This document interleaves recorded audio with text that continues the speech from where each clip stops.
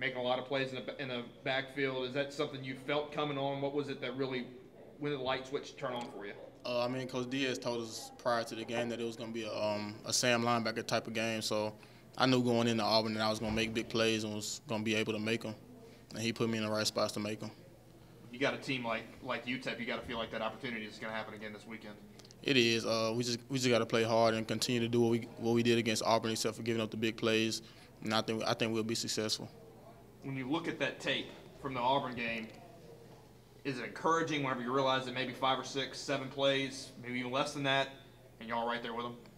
Yes, it's encouraging. I think we'll be pretty good against UTEP if we just got to give up the big plays. Like I think the 5 big plays we did give up, they were touchdowns, so they were very critical. So once we give up those, yeah, we'll be pretty good.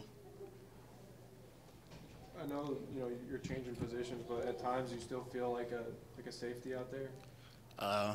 Not at all. I'm a linebacker now, so I'm closer to the box. So I really don't feel like a safety at all. Because being a safety, I couldn't make plays as far as like getting sacks and certain things like that. So I'm a linebacker. In terms of, I guess, in terms of like your cover skills, I've seen at times, especially at Auburn, they're in 3 wide receiver sets, you'll almost kind of kick out to that slot receiver. Yeah. Where you might do that sometimes as a safety. So just the kind of that hybrid role that Coach Diaz was just talking about. I mean, yeah, it's pretty fun. That's about the only thing that reminds me of being a safety, just coming out like you said on number 3 and just playing whatever defense Coach Diaz has called. So it's pretty much the same thing. I'm just making more tackles. Has it been surprising to see C.J. Cleveland, a guy that's a former walk-on, come in and fill in whenever you go out, and he's led the team in tackles sometimes? Yeah, I'm very appreciative of C.J. Like you said, when I get tired, he comes in and he does a great job. So I'm pretty glad to have C.J. behind me as a second-string guy. Is it surprising that he didn't have any offers and that he's a walk-on here when you see his ability? I really didn't know he didn't have any offers. I really don't know his story. But, yeah, it's kind of surprising that he didn't have any offers because he's a great player.